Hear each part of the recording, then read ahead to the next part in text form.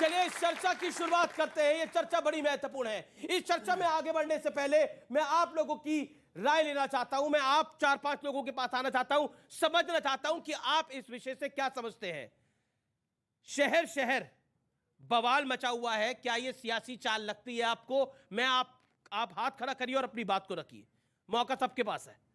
ज्यादा हाथ खड़े हो तो बेहतर है। जी जी जी बोलिए। सर ये बवाल है, बहाना, एक्चुअली सियासत है चमकाना। ये माहौल देश में बन रहा है सर इस समय। जी, कौन कर रहा है?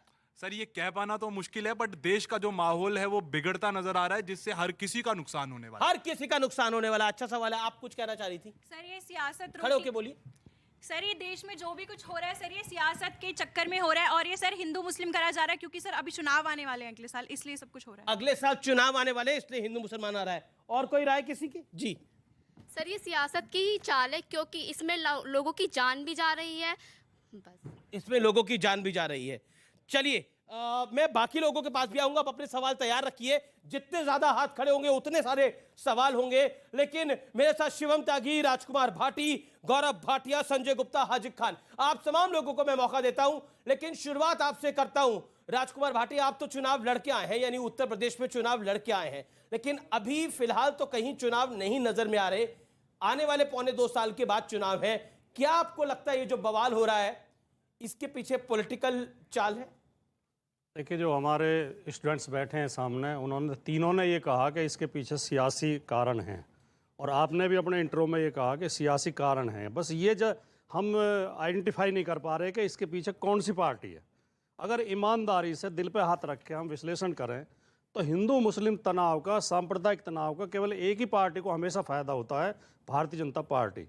और मैं बहुत गंभीरता से ये भी कहना चाहता हूँ, भारतीय जनता पार्टी के पास और कोई विशेष एजेंडा, बड़ा कार्यक्रम नहीं है।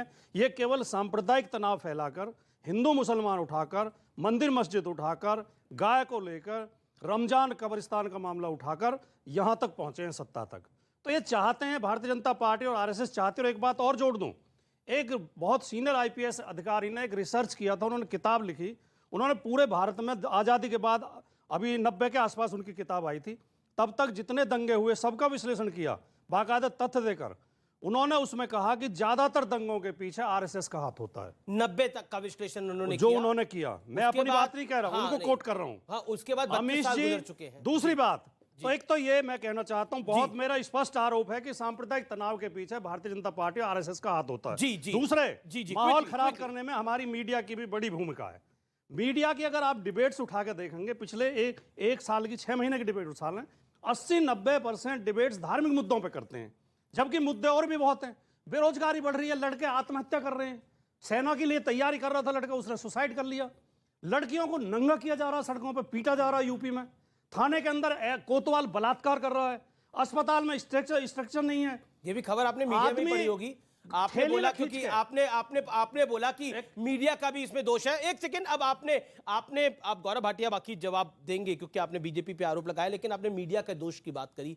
जोधपुर में अगर हिंसा हो तो उसे रिपोर्ट नहीं किया जाए, करौली में अगर शोभा यात्रा निकल रही है उसमें पत्थरबाजी हो जाए, पेट्रोल बम निकले तो उसे रिपोर्ट नहीं किया जाना चाहिए।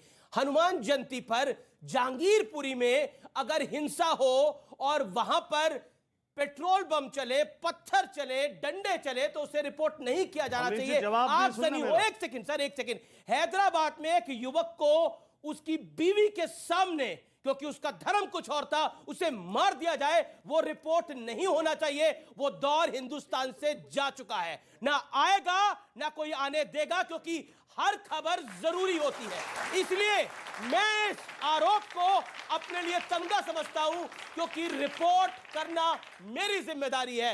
चाहे हिंदू मरे, चाहे मुसलमान मरे, चाहे सिख मरे, चाहे ईसाई मरे, खबर जरूर आनी चाहिए। चाहे अखलाक मरे या शिवम मरे, दोनों की खबर जरूरी है। इसीलिए मीडिया आज यहां पर खड़ा है। अमीर जी, इनकी शिकायत जायज है।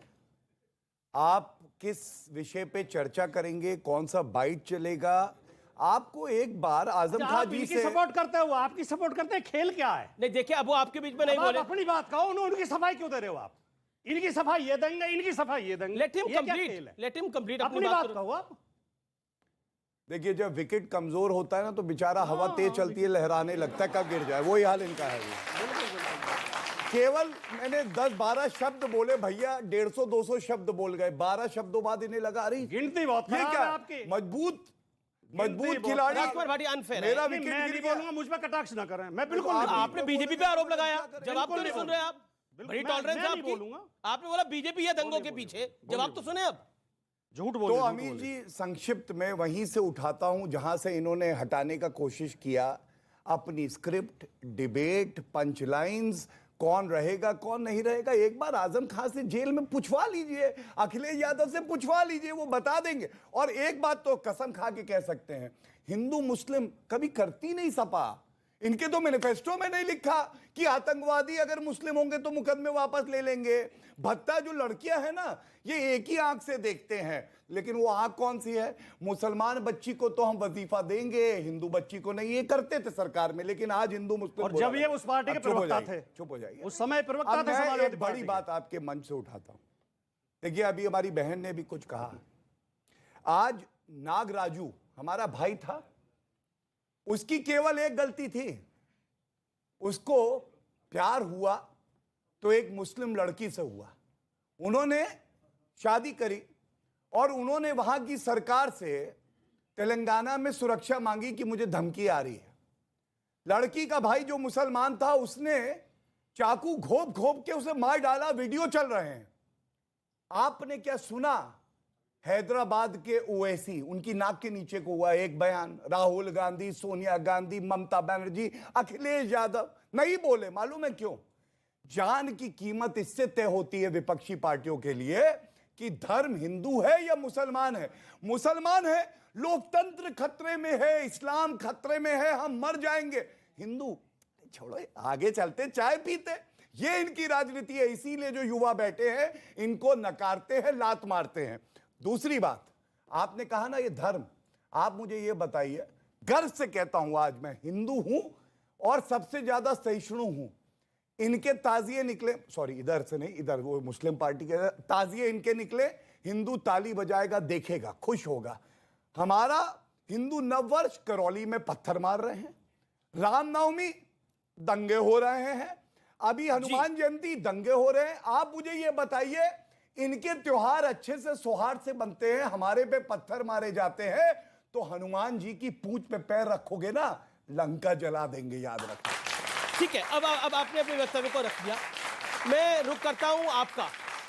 Shiv Sena ultra right wing party होती थी, शायद तब आप प्रवक्ता थे या नहीं थे मैं नहीं जानता। Ultra right wing party Shiv Sena होती थी। यानी जब बाबरी मस्जिद का ढांचा गिरा, तब बाला साहब ने बोला कि ये तो शिव सैनिकों ने गिराया और मुझे गर्व है, और मुलायम सिंह यादव का तब एक तंज भी आया था। लेकिन मैं आपसे एक सवाल पूछता हूं, क्या आपको लगता है जो शहर शहर बवाल हो रहा है, उसके पीछे राजनीतिक मंशा भी है? देखिए अमीर जी, इसके विषय में ये कहूँगा कि हमारे देश का लोकतंत्र 4 स्तंभों पे खड़ा है। विधायिका, कार्यपालिका, न्यायपालिका और उसके साथ साथ मीडिया आज वो चौथा स्तंभ है कि जिससे हमारे देश का लोकतंत्र चल रहा है। और हमें ये देखने की ज़रूरत है कि हमें मीडिया के साथ किस तरह का कोऑर्डिनेशन बनाना है, और मीडिया को भी ये देखने की ज़रूरत है कि किस तरह के माहौल चल रहे हैं, और जो चीज़ चल रही होती है वही मीडिया दिखाता है। जो चल रहा है उसी पे बात होगी। आपने कहा कि शिवसेना किसी मापदंडों पे थी, आज शायद नहीं है, ऐसा कुछ नहीं है। अगर कोई भी पॉलिटिकल पार्टी, ये राज ठाकरे कह रहे हैं। नहीं, वो राज ठाकरे जी कुछ भी गए, आज कभी वो शिवसेना में होते थे, राज ठाकरे जी कुछ भी गए, लेकिन कोई भी पॉलिटिकल पार्टी का नंबर के आधार पर किसी भी पॉलिटिकल पार्टी के साथ मिलकर के सरकार बनाती है, तो इससे उसकी अपनी विचारधारा नहीं बदलती।